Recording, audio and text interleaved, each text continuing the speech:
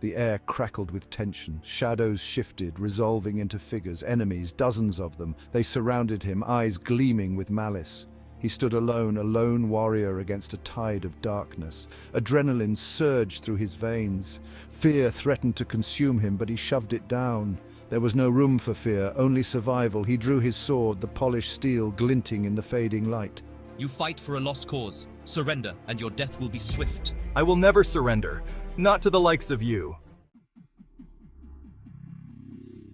The giant roared, charging forward with surprising speed. The clash of steel echoed through the air as their blades met. The impact sent shockwaves through his arms, but he held firm. This was only the beginning. The others joined the fray, a chaotic melee of flashing blades and savage cries. He fought with the fury of a cornered animal, his sword a blur of motion.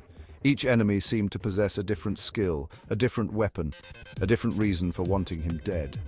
He parried a blow from a spiked mace, ducking under a sweeping axe swing. He spun, his blade finding its mark in the chest of a charging attacker.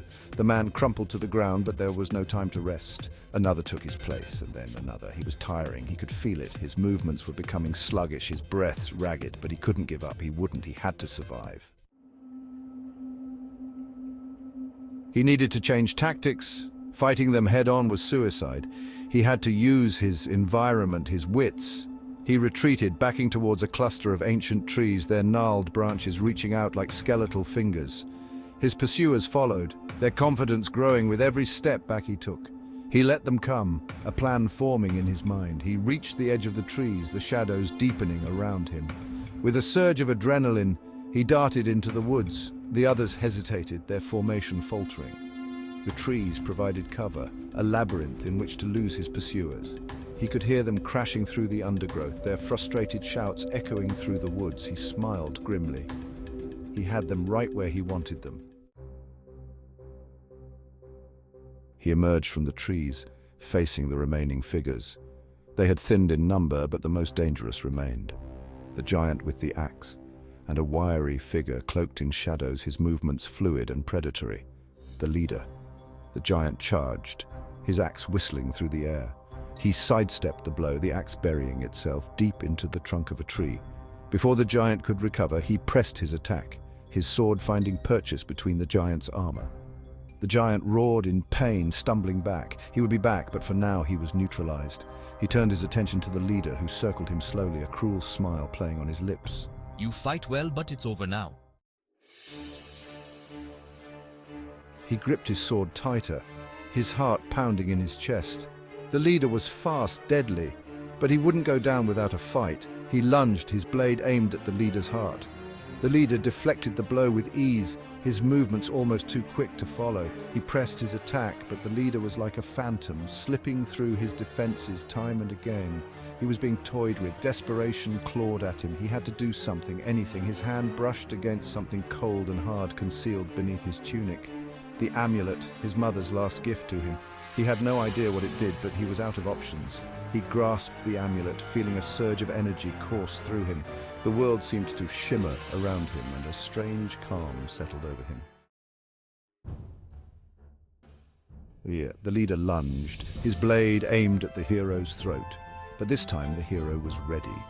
He moved with a speed he didn't know he possessed, deflecting the blow and countering with a move he hadn't even planned. His sword found its mark, piercing the leader's chest. The leader gasped, his eyes widening in disbelief. He stumbled back, clutching at the wound, his lifeblood staining the ground crimson. Impossible. You would... He didn't stay to hear the rest. The leader crumpled to the ground, his life extinguished. The remaining enemies, demoralized by their leader's fall, either fled or were swiftly dealt with. The battle was over.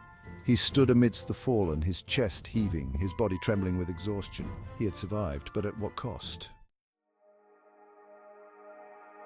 He looked down at his hands, still stained with blood. The adrenaline was fading, leaving behind a chilling emptiness. He had taken lives. He had been forced to become a killer. He knew that war was never clean, that it always demanded sacrifices. But that knowledge did little to ease the heavy weight in his heart. He had won, but the victory felt hollow. He picked up the amulet, the cool metal, a stark contrast to the heat of the battle still lingering in the air. It pulsed with a faint warmth, a reminder of the power it held, a power he didn't understand, but a power he knew he couldn't ignore. He had a long journey ahead of him, a journey fraught with danger and uncertainty, but he would face it head-on, just as he had faced the enemies today.